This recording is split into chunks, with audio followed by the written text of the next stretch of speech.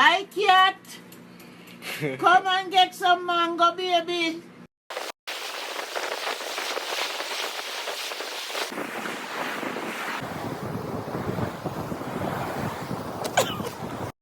One, two, 1, 2, 3.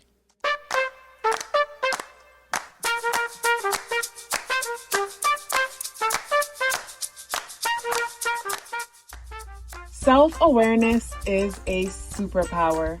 My name is KathyLaDonna. Welcome to Soul and Vibration.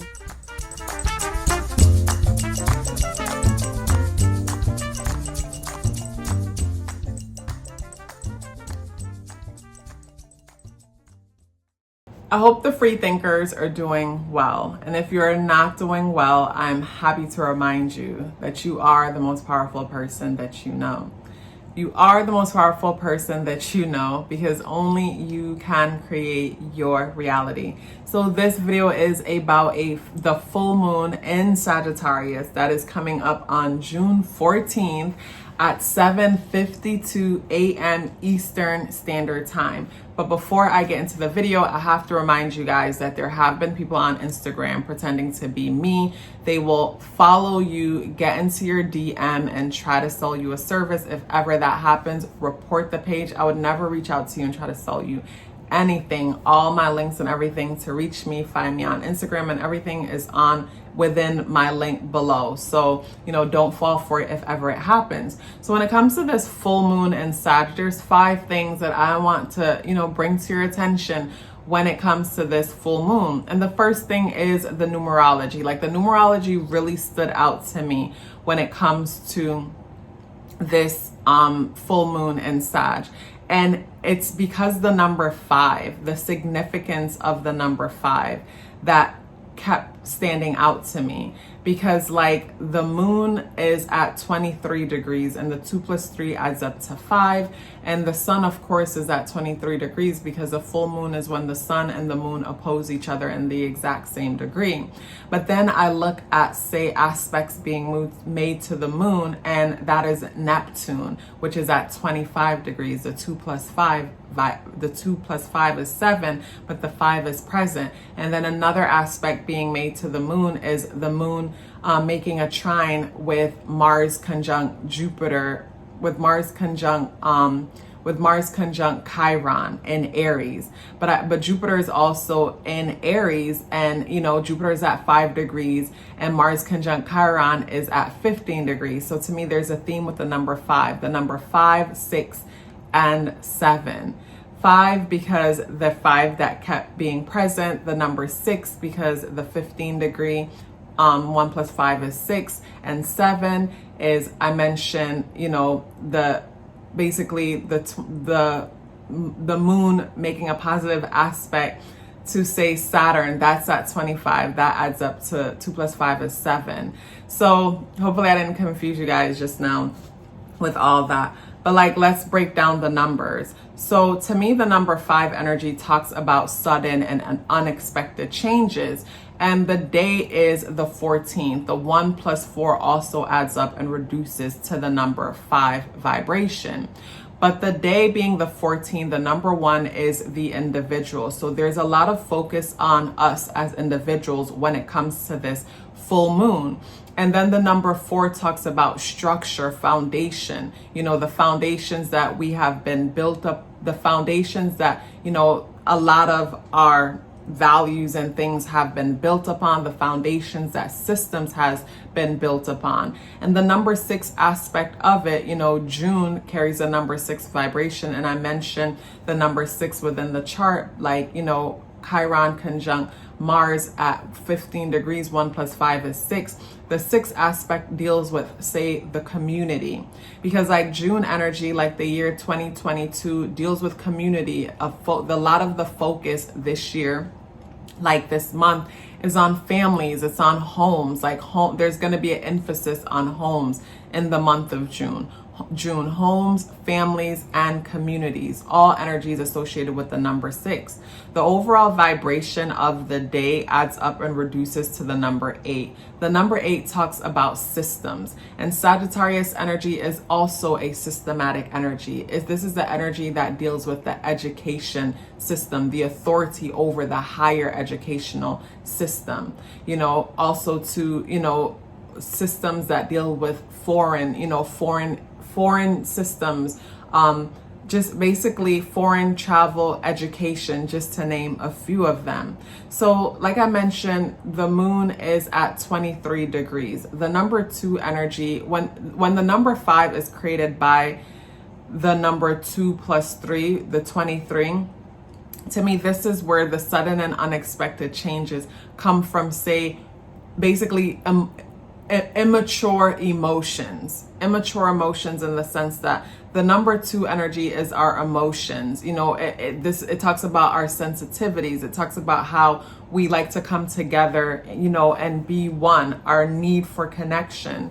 And the number 3 energy talks about children. It talks about creativity, but at the same time, it talks about our immaturities. So 2 plus 3 energy dealing with sudden and unexpected changes. It could be sudden and unexpected changes that talks about, say, basically children coming together, the educational system, like I mentioned, or also to basically like sudden changes having to do with how we nurture children, how we basically educate children, how we educate ourselves.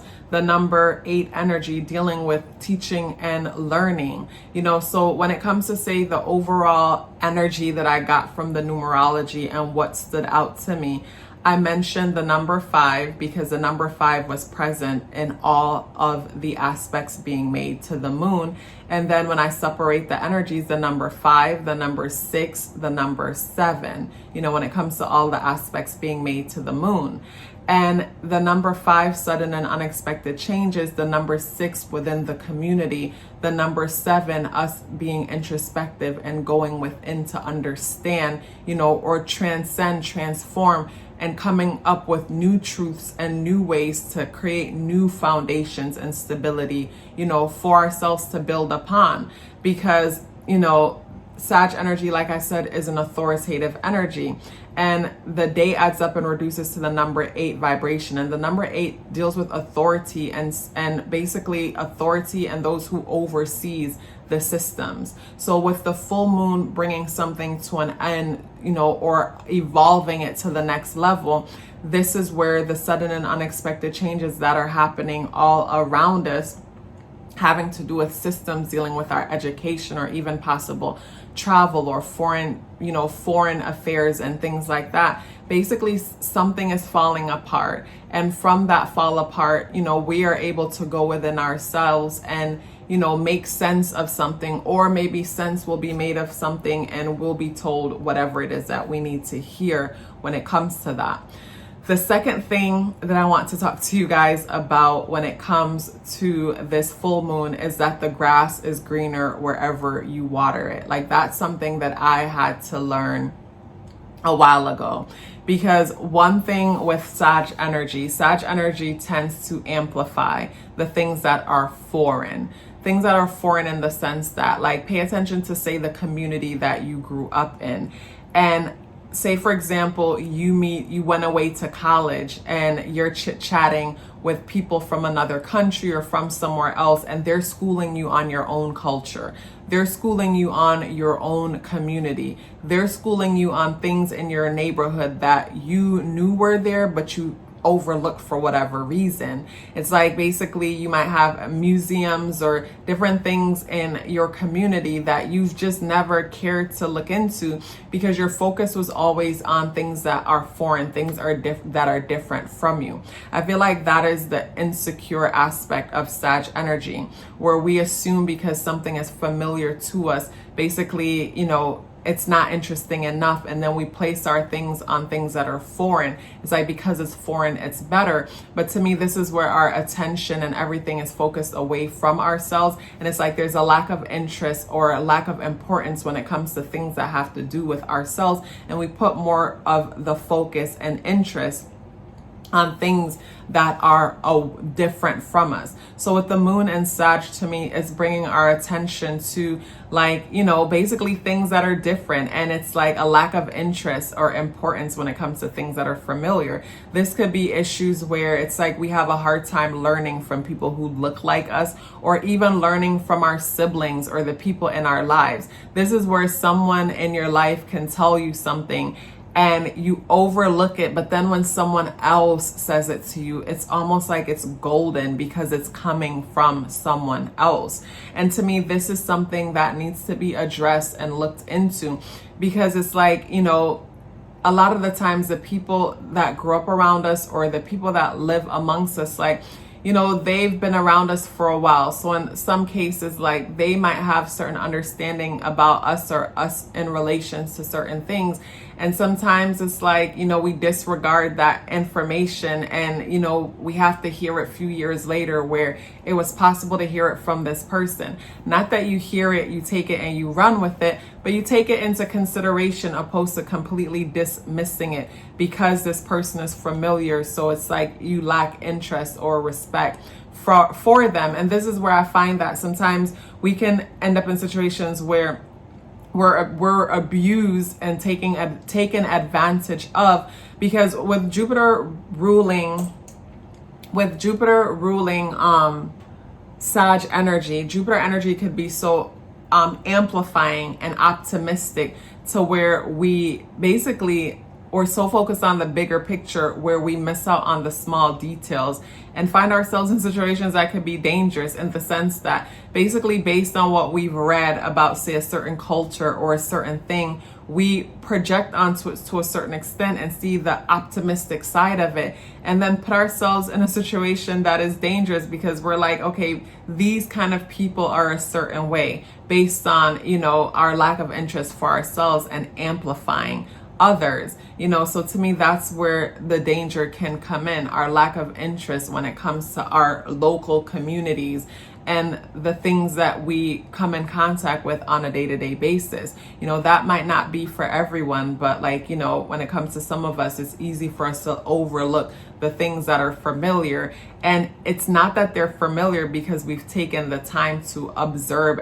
and enjoy it. It's just they're familiar because we see it all the time. So because we see it all the time, we don't even take the time to understand it on a deeper level. Like, this is giving me alchemist vibe in the sense that within the story, for those of you who has already read it, it's like basically he had the dream and he had to go out into the world to come back to find out that the treasure was right where he left it. The treasure was back at home where he has been laying his head the whole time. Yes, we, you know, have to go out into the world and explore or gain experience, because I feel like one could be well traveled through books or through physical experience. Either way, we're gaining knowledge and becoming expansive of other cultures and other things, which in return help us to understand and learn things about ourselves better. But at the same time, I'm focused on the treasure aspect in the sense that there's a lot of treasure amongst us, within our communities, within our connections, and we tend to overlook them because basically the grass is greener somewhere else, when in all reality the grass is greener where we water it, where we place our attention. You know, so this could be someone living within their community and feeling like they need to get out, but not realizing that, like, basically people are people, and it's the energy that we bring to places and situations, and that energy will continue to follow us. So the third thing that I want to bring your attention to when it comes to this full moon is that, are you a junkie for information? And I say junkie for information because with the moon and Sag, this is where we escape reality through consuming information. You know, some people escape through sex, drugs, alcohol, binge watching shows, different things. But with Sag energy, this is where we are junkies for information, especially now with us living in the age of information. So when it comes to being a junkie for information, I look at the T-square that's happening between the moon being opposed by the sun and Neptune in Pisces. So when I say junkie for information, to me, this gives me the feel of, say, Sag energy, like Gemini, which is the opposition. And Gemini and Sag are opposition, both dealing with being informed, but one being more curious about the surface type things and a lot of things at once. To me, it's like quality versus quantity, where Gemini energy is all about quantity, lots of information, where Sag energy is quality, diving deep into the information and getting to know it on a personal, intimate type of level. But to me, when I look at the T-square that I mentioned, when I said, are you an information junkie? I think about, say, how, the day adds up and reduced to the number 8 energy. And the number 8, like, people strongly associate with the number 8. And a lot of us have been conditioned to think whenever things isn't going on in our lives, whenever our financial situation isn't working, or career-wise, we need to go back to school, we need to get another certificate, when in all reality, we need to go within ourselves and see how we could be resourceful with the information that we already have, and realize that school isn't the answer to everything. Sometimes it's a level of being resourceful and figuring out how to properly apply ourselves. So when I say information junkie, I look at the T-square that's happening to the moon opposed the sun, and then Neptune in Pisces. So basically, this is bringing my attention to how much, like Sag and Gemini is seeking information outside of themselves. Because when you think of Sag energy, the arrow is pointed away. So when you pull the bow and arrow, it's pointed in the opposite direction.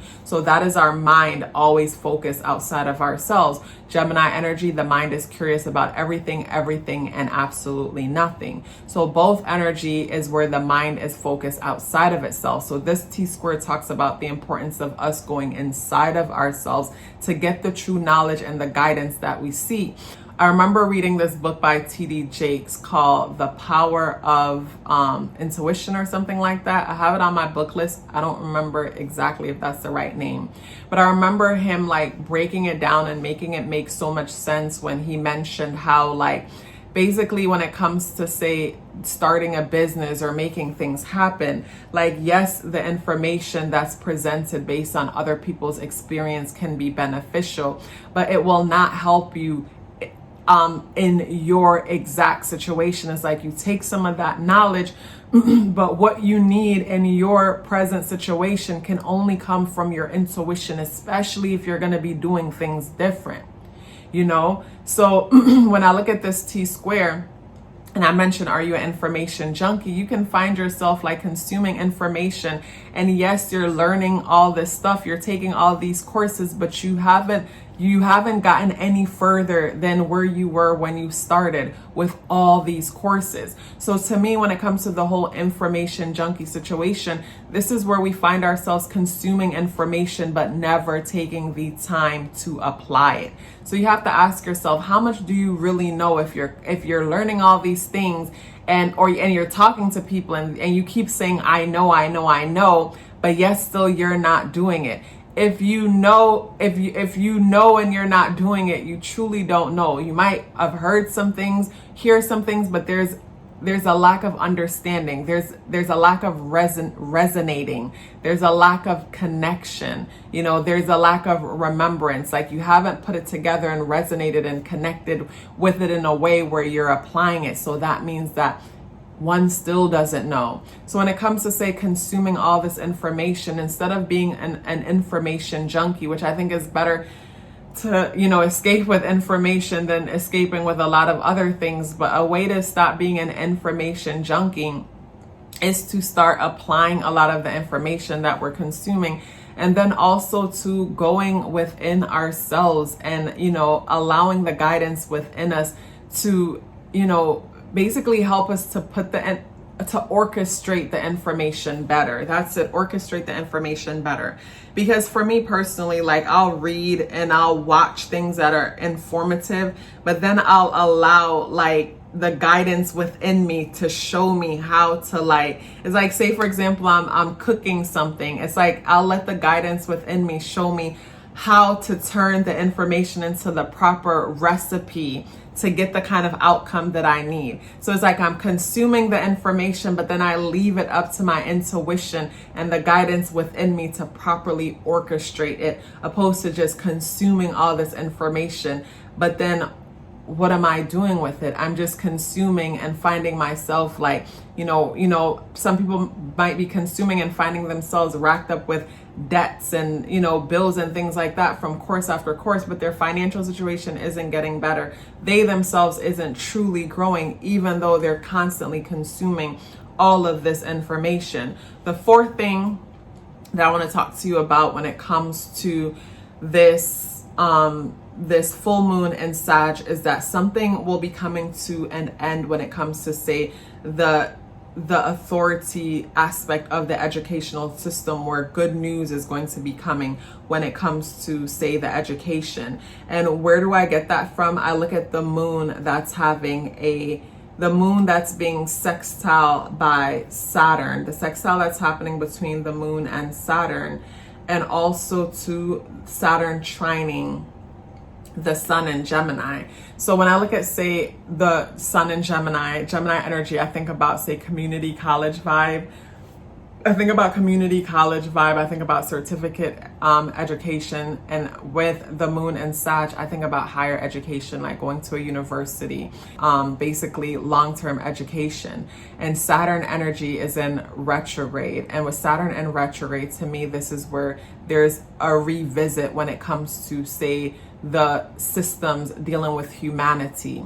And also too, this is happening in the 8th house, and the 8th house talks about contracts, it talks about loans, it talks about basically legal agreements dealing with our financial situation. And with Saturn being there in retrograde, this could be a revisiting of, humanity and how we can help humanity dealing with, say, moon and Sag, higher education, sun and Gemini, quicker education, certificate type education, community college, trade-like education. So to me, this could be news where it's like, maybe we hear that in the future, college is going to be completely free, which probably will be necessary for the simple fact that, like, computers are taking over a big part of our workforce. And when it comes to, say, the things that people will be needed to do, maybe basically it makes sense to educate people for free, because I guess the pay will come back from, like, the work that people will put in. Because I think about, like, say with me, like when I was 16, I became a CNA, and I became a CNA through the Red Cross. And as a CNA, basically I was a nurse, a certified nurse's assistant. And I used to work in the nursing home, where I would pretty much bathe the elderly, bathe them, get them dressed, just take care of them the way how you would take care of small children.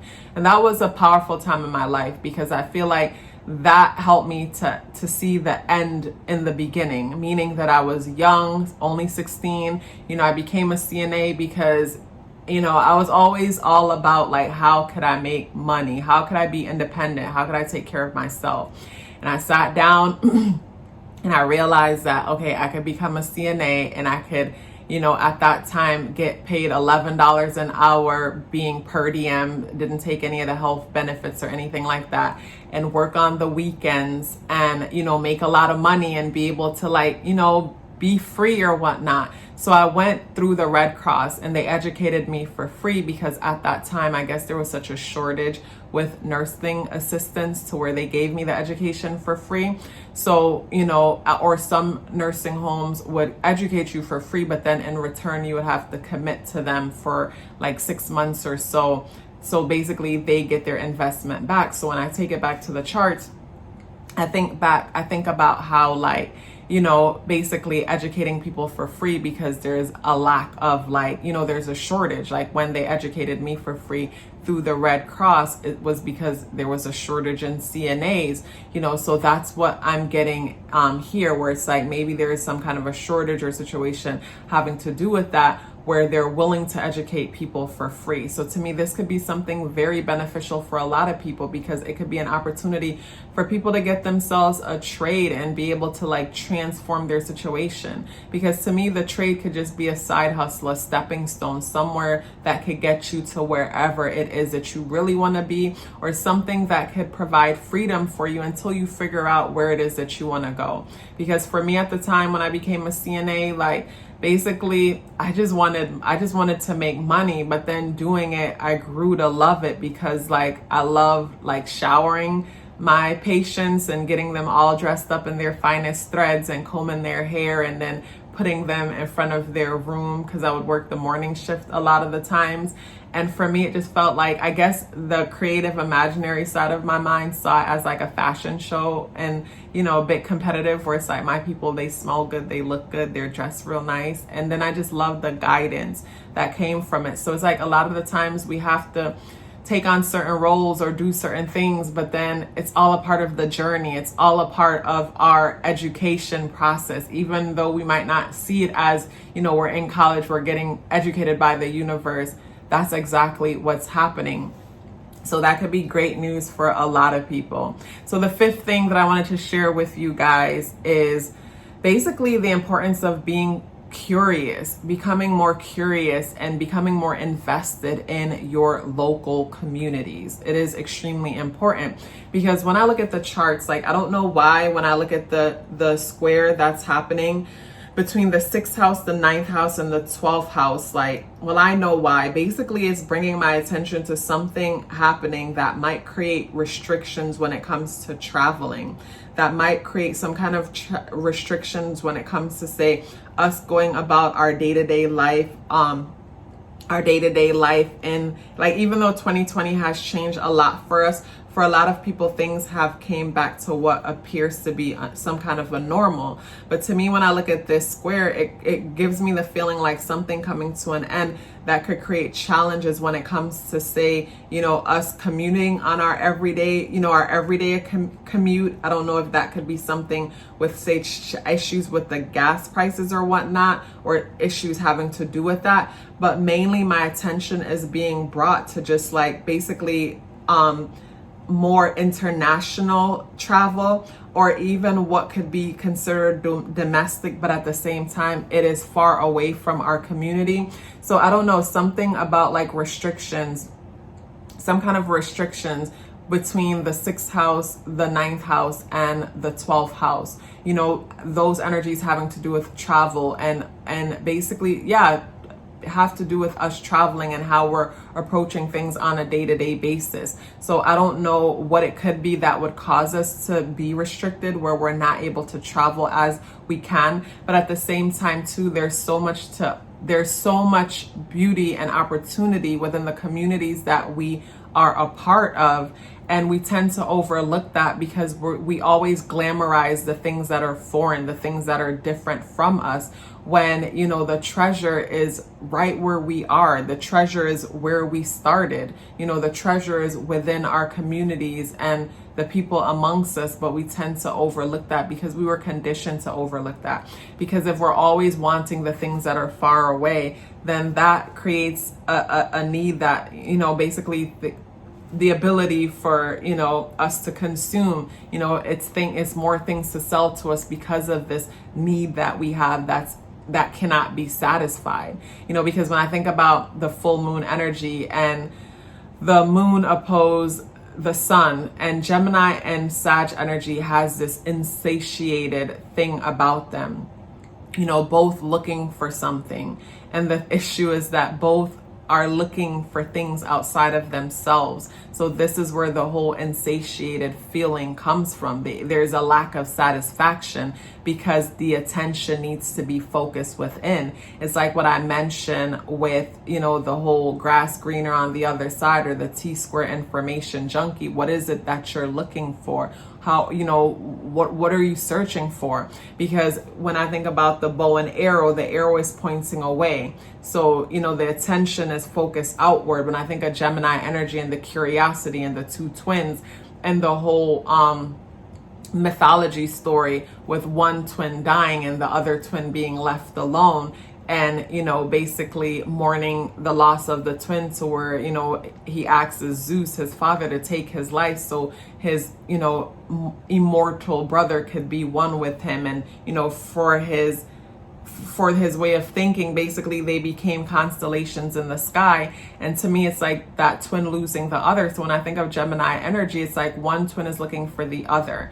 And when I think about Gemini energy, the sun in Gemini, this is the twin that exists within all of us. And the twin that exists within all of us is the part of our personality that we have been told is unacceptable. The parts of ourselves that we feel that we would be shunned or rejected if we incorporate or we allow others to see. So because we don't allow ourselves to embrace ourselves, and we don't even realize that we're doing that, we are looking for something, when in all reality, when it comes to this full moon is bringing the attention to the fact that